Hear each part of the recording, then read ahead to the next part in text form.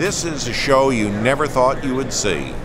Here I am, political editor for Human Events, the nation's oldest conservative news weekly, with a colleague who's my counterpart at The Nation, by far one of the nation's most durable left-of-center publications. We are the oldest liberal news weekly. Meet John Nichols from The Nation. Good to have you, John. Good to be with you, John. It's a pleasure. All right. You're at a Republican convention. How do you feel? Well, obviously completely comfortable. I grew up in rural Wisconsin among Republicans, so I know these people. Okay. Politically, I would say I probably disagree with them, with a lot of the folks I talk to, and there are plenty of areas of difference.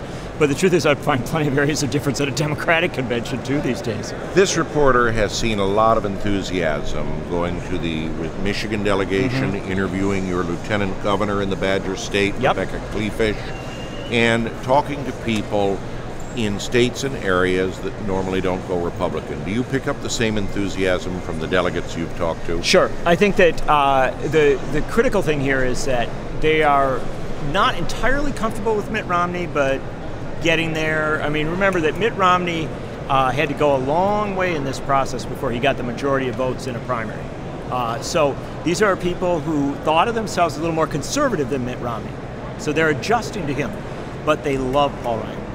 Paul Ryan is, they've gotten kind of like the Christmas present that they didn't think their parents would really buy them. Right. And, they really wanted a new bike, but they figured they were probably going to get, like a book. Right. And they got the bike. Paul Ryan's the bike. So you would agree with the Republican lieutenant governor of your state that for the first time since 1988, Wisconsin's electoral votes could go in the Republican column? No, I would disagree with her because she's wrong in her analysis.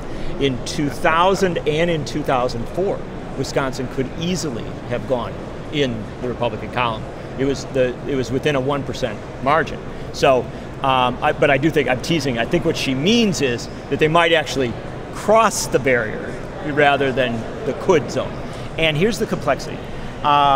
Wisconsin has, since really the 30s, voted more Democratic than the national average. Basically, except for a couple of anomalous times, it's generally tends on the presidential race to be just a little more Democratic than the rest of the country. So for a Republican to win Wisconsin, essentially they've got to be winning the whole country. I mean, if you win Wisconsin, you're going to take the thing. You could even lose Wisconsin narrowly and still take the country. What is happening in Wisconsin with Paul Ryan is an interesting thing. He has clearly, his addition to the ticket has brought the ticket into a parallel position. Almost all the polling shows it about even. I am not sure whether it will actually happen.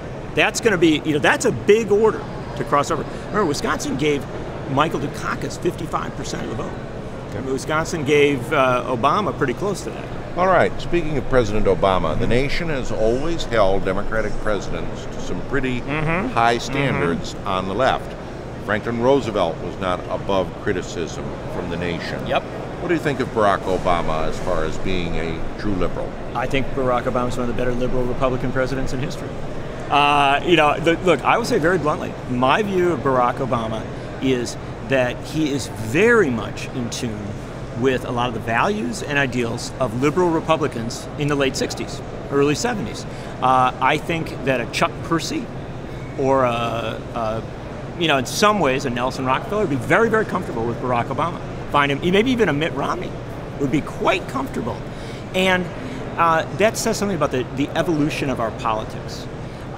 If you think of where liberal republicanism was in the late 1960s, early 1970s, it seemed very fresh, very modern. And the Republican Party didn't want that. And you had great battles of the 70s and 80s and really pushed the liberal Republicans out. Basically said, it's not who we are.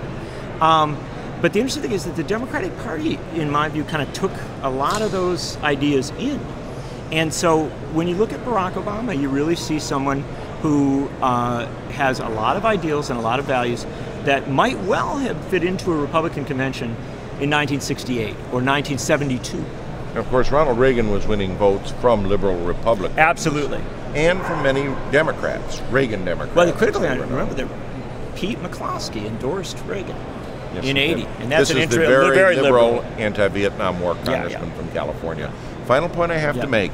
John Nichols and I don't agree on a lot, but we respect one another as political reporters, and I'm going to let everyone in on a secret. He's been a faithful reader of Human Events for many years. I have read Human Events since I was a kid. Thank and you you've been reading The Nation for a long time, too.